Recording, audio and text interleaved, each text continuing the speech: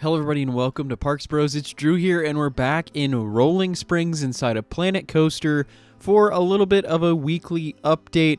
Didn't get the most amount of time to play this week, but definitely got some new stuff brewing, so let's go ahead and check everything out. Starting out with just some little bits of additions on the sides here, some nice tree life, kind of blocking off your view of some things we'll get to in a minute.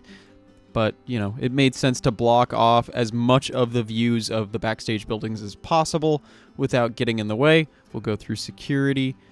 Did some updates to the main entry building. As you can see, the roof is a little bit higher in the front, and you'll see why in just a moment as we walk through to finally seeing some foliage in the front entrance, as well as a bunch of lighting rigs that are actually currently playing one of the themes in Planet Coaster, being a really nice opening statement once you get into the park.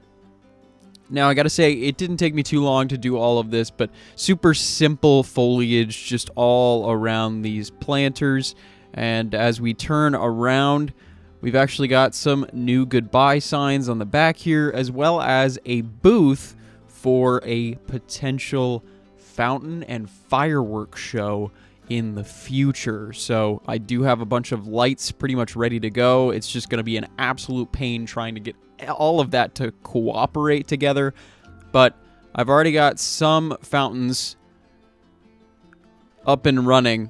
So I would love to have this be a giant fountain show and fireworks show in the future. Maybe do that for the finale of the park itself. It's kind of exciting if you ask me. Now, I don't know which way to start, but I guess since I'm already looking at this side, we'll go to the right. I've got some new water fountains, older style water fountains, as I figure this front entry building probably hasn't changed since the park opened. And then we see the right side of our Main Street section nearly complete, and it's looking absolutely incredible if you ask me. As we head to the right here, there is a gift shop. But this gift shop is pretty much the only thing that I have left to work on. I've called it Rocco's Gifts. Why? I don't know. It just kind of popped into my head. If you have any suggestions on any names throughout the entire park, please put them down in the comments below. But I would like to have kind of a pre-Peanuts era mascot for the park, and I figured since it was the Rockies, Rocco kind of just popped into my head. But yeah, if you have any ideas on a pre-Peanuts mascot, please let me know, as there's a little bit of an autosave right there. Oh, geez. But yeah, this will be filled up with a bunch of gifts eventually, and not just the stores. As we keep heading to the right-hand side here, though, you can see this building that is probably the newest to your eyes, and it's pretty much just a giant food court, and I really enjoy the looks of it. It kind of feels like the right-hand side is based off of architecture from Southern Europe, and then the left-hand side of Main Street is on architecture from Northern Europe, and we'll talk more about that eventually. But let's go ahead and just walk inside, at least from the side entrance first, as we've got just a pretty plain hallway, one restaurant, two restaurants, and then a little bit of this plaza area, which I think is really, really cool. Tons of little, like, pop-ins, pop-outs, lots of places to look in or out on the park itself. Super, super generic cafeteria style. Grab a tray, bring it down the line. Obviously, the game doesn't work like this in real time or anything like that, but I think it looks cool. Even some drink machines, and it looks like you're outside over in this little seating area, which I think is nice. Some added details, of course, on the tables. But yeah, super simplistic in there. But I think it looks cool. I think it's a great idea to have a big food court next to a gift shop at the entry of the park. Obviously, I have two food courts next to the entry of the park at this point, but I'm okay with that, just because, you know, that's usually what most parks have, is just a bunch of food and then a bunch of souvenirs right when you enter or exit the park. Now, on the left-hand side of the park, we have more of that Northern European style of architecture. We've talked about Fest House which was in the last episode, pretty much a big cafeteria with a stage. But now we've got some more stuff going on, starting from the left. We have a locker station where you can drop off your bags for the entirety of the day, stuff like that. So that is available for park guests now. And before we even get to that, you will see this. It's kind of the remnants of an old trolley line that no longer exists in the park, and we'll talk about that more once we get to the other end of it. But I just added this in. I think it's a cool touch. Makes the left-hand side even stand out more to the right-hand side of the park entrance now. And this is the old stop over here. Super simplistic, though. As we'll keep heading to the left, you can see up in the top, these are actually park offices. I do have computers and animatronics stationed in there to look like people. I don't know if we can see some of them, maybe just the tops of their heads. But yeah, super cool that I've actually been able to make that a park office building and theoretically make it work in real life with the first aid station right below. And to the right-hand side here, we have, of course, the rental area for strollers or wheelchairs and stuff like that. So I've got a bunch of strollers and wheelchairs all about, as well as a giant sign kind of alluding more to that streetcar line that used to run down Main Street, or in this case, maybe we'll call it the French Quarter or Canal Street, because a lot of these posters I've put up on this side of the wall are all French, with a couple Easter egg exceptions, which I think are really cool. All of these posters are in the Steam Workshop, and I think they're all super, super cool. And again, I can add a couple Easter eggs with them that make absolutely no sense whatsoever, but I think stylistically they still fit decently well. This is kind of your backstage that will go into the theater section, as we have Princess Amelie, I believe is how you say her name. She will actually have a spot on the stage and wave to guests from up there, as well as wandering around this area.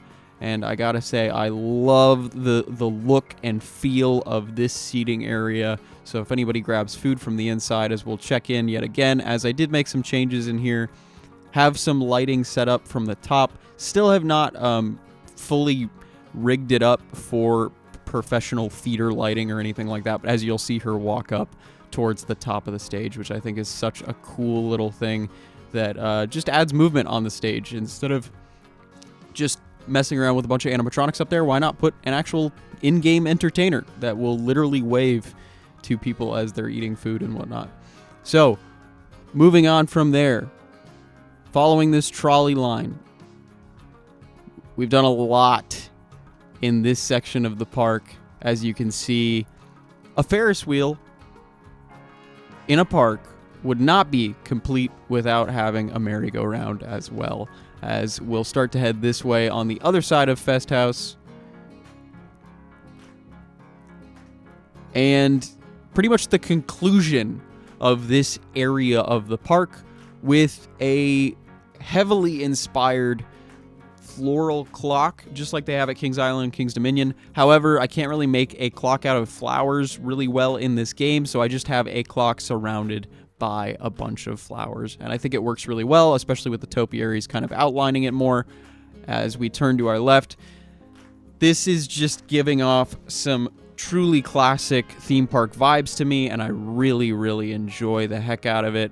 As we'll keep walking around this way to the left, you can see stroller parking on the right-hand side next to that sign, as well as a water stall, or I guess a water cart technically, where in real life you'd be able to get some water there. As we'll head through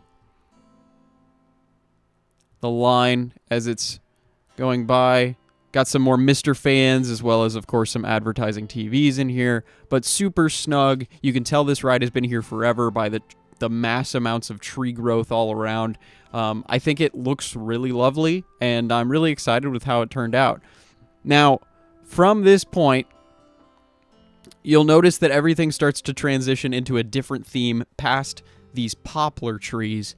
And realistically, those poplar trees are just to block the view of the ride behind it, because the theme would be so jarring, honestly, and there wasn't really a great way to add a lot of space outside of just this big planter here. But this is where Riptide Rush is, and of course you can see the end of the trolley line, at least as it stands in today. as realistically the redoing of this boardwalk themed area would have canceled out the trolley if it wasn't already, taken out decades prior, which is such a sad thing, honestly, I think. But it is something we've seen at plenty of U.S. parks, especially Cedar Fair parks. I mean, Knott's Berry Farm used to have a trolley, believe it or not. That was just for the parking lot. Same with Kings Island. They used to have a parking lot trolley that would run back and forth. And it's a real shame that most of these attractions have gone the wayside, but I wanted to show that off in this park as well, because it just makes sense. Like, this is something we would have seen in real life, and they probably would have just left these tracks here because this part of Main Street has not been touched in a very long time, whereas everything here, which was probably a completely different land and attraction back in the day, was torn out entirely and replaced with this nearly brand new mock launch coaster, which is looking amazing. As I gotta say, putting all of the plant life in and kind of squaring everything off in front of the ride is making it look way more official and snug, and it's absolutely awesome. Even just having the little bits of surfboards up there makes a heck of a difference. As we'll walk towards Rocktopus, which is the newest ride that I placed in this park, and super simple queue. This is one of those rides that I feel like was here for decades before the entire land redo in this section of the park, and you can kind of see that with how I barely did anything with the queue itself. It's literally just simplistic umbrellas, your standard railing, and some Mr. fans with the classic light posts. So this really just was a nice circumstance to have the octopus-themed ride in the now vaguely beach-themed area. So I think that just worked out well for the park at the time. As you can see, I've even added a chairlift, a ski lift, if you will, and I don't know if I'm going to keep it for right now. I do like the energy it brings throughout the areas it goes through, and we'll see it again in a moment once we start looking at some of the other updates that I did. But yeah, I do think there would be a concern with potentially guests being not great and courteous guests like they should be, with potentially dropping items over people, and figuring that out, especially with how many pathways or rides it would go over, is going to be a little tricky. I'm going to try and add as much plant life underneath it as possible, so that is a lesser risk. But as of now, I do think it's a little bit of a concern. This sign is looking even better from this angle now, with all of the plant life all around and the energy above, even having Vampire running in the background. It's looking absolutely cool. Super excited to see all this really finally getting fleshed out. As we walk to the side here, I have added some more plant life here, as well as those chain link fences and the small border fences around it, just to make it look more official, more fit in. And to the right of that here, you can see kind of another blocking point for your view. You may have spotted this earlier from this side of Main Street, but this view kind of gets blocked off. Not entirely, you get little peaks at the coaster behind it, but I just needed a way to section off the areas officially, and I think it does a good job at that. And honestly, the pathways were just kind of hard to navigate, because Planet Coaster pathing is Planet Coaster pathing. So, speaking of which, we got to see Planet Coaster 2 pathing a little bit ago. Oh my goodness, I'm so excited for everything Planet Coaster 2 right now. I am a little concerned about the amount of rides and the amount of scenery that they'll have in the game at launch. However, I know they'll do a bunch of DLCs, so I hope they add just a bunch of content in with that. And one thing I will say, messing with these vending machines over here in this kind of mini seating area, I wish they could just be plopped down anywhere on a pathway, just like the benches or tables and the trash cans. I think that would be an absolutely amazing change, because I did have to mess around with this for almost a half hour the other day, just trying to make sure I could get these vending machines to stay there. Now, if it makes sense whether or not these vending machines are here, I don't think so. However, it will entice guests in the game to come over here and have a seat in this seating area, which I think is really nice. Pretty pretty dang close, if you ask me, to the seating area right next to Manta's first launch and turn at SeaWorld San Diego. That's kind of where I got the idea of having a seating area right there. But you don't get this cool dueling with Manta, of course. But yeah, let's go ahead and move on. We'll take this new path off to the right that cuts through. Not sure exactly what I want to do in this giant plaza here. I might have a couple of trees and planters to just split up some of this space. However, there are plenty of parks in real life that just have, you know, a 60 by 60 foot concrete patch, you know, in the middle of their pathways, especially on those forks in the road. So, yeah, maybe I'll have to change that. I will say some of the sight lines for Roland Timber are really nice now, especially with some of the plant life kind of boxing in that turn and sign in some angles. Like, this is looking really nice. Really enjoying how this is all coming together. Still have to put some shade in for the star wheel or whatever we end up calling this Ferris wheel. But I gotta say, it's looking really, really good. And the last thing that I did before we'll show off everything at night, because I did a lot of night lighting work, was just add in a bunch more foliage over here by Bad Apple. I think it's looking really nice.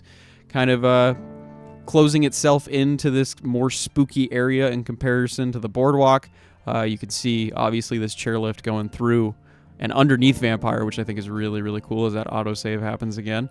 Yeah, I love it. I think it's looking amazing.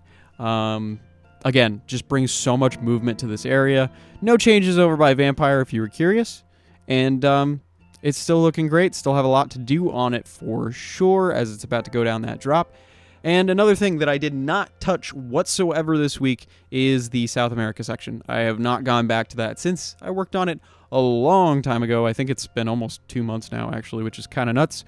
But really, my next goal is kind of connecting that to the boardwalk section of the park, or connecting this kind of spooky area of the park with the main entrance a little bit better, and eventually moving on to the first of 2 kids areas, which is going to be absolutely insane.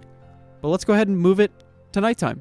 Oh my goodness, it's looking insane at night, I gotta say, especially with the flames and everything. I have added some ambient sounds all over the park, so I'm hearing currently in my left ear a lot of bats flying around and little giggles every once in a while. Just evil and scary things, of course, that you would hear in a themed area such as this. As you can see, I've added some red lights to the main sign for Bad Apple. That's really the main lighting change over here, outside of just lighting the queue a little bit better and adding some umbrellas just to add a little bit of shade, because that's a nice thing to have as we'll walk back towards Main Street and head to the front of the park. Welcome to nighttime in Rolling Springs. Oh my goodness, you can see tons of new lights everywhere. As I mentioned earlier, we are going to be making a fully fledged fountain / fireworks show, probably for the finale of this series. But you can see with all of the moving lights here, which will eventually be timed up right with some music and whatnot, it's going to be insane. Tons of changing lights all over this Main Street section and all along the main reflection pool. It's going to be crazy. I'm super excited for it. But let's go ahead and start on the right-hand side first. You can see some super simplistic oil lamp lighting pretty much all around this area, and I think it looks really, really nice. Gotta say, nothing crazy over here in terms of lights. I will say this is probably the craziest as it gets, and I gotta say this is a little scary, honestly. It was even scarier when this colored light was red instead of the teal that it now has. But yeah, it was just, it's kind of funny because at one point this statue looked a little demonic, I'm not gonna lie. Super simplistic lighting inside the food court, of course, because it's really just a big cafeteria, nothing crazy. However, this nice little extra bit of theming just with like the starry sky above looks kind of nice in my opinion, especially at night. Nothing crazy down this hallway, just more of those oil lamps. And we can even step outside on this little courtyard. I wish I could fit tables here. Unfortunately, I can't. But you get this nice little people watching view, pretty much, as people will walk across the street. And I'm honestly thinking about potentially putting in a parade we'll see if I go through with that, but I'm tempted to make a parade go down this street. But we'll just have to wait and see on that one. Now, heading back to the left-hand side of the park, you can see some nice string lights all over, which really just add that extra little bit of flair, I think, to the entire land. And I really enjoy it. I think it looks really nice. Some super simplistic lighting on the interiors over here, though, just like the other side of the park.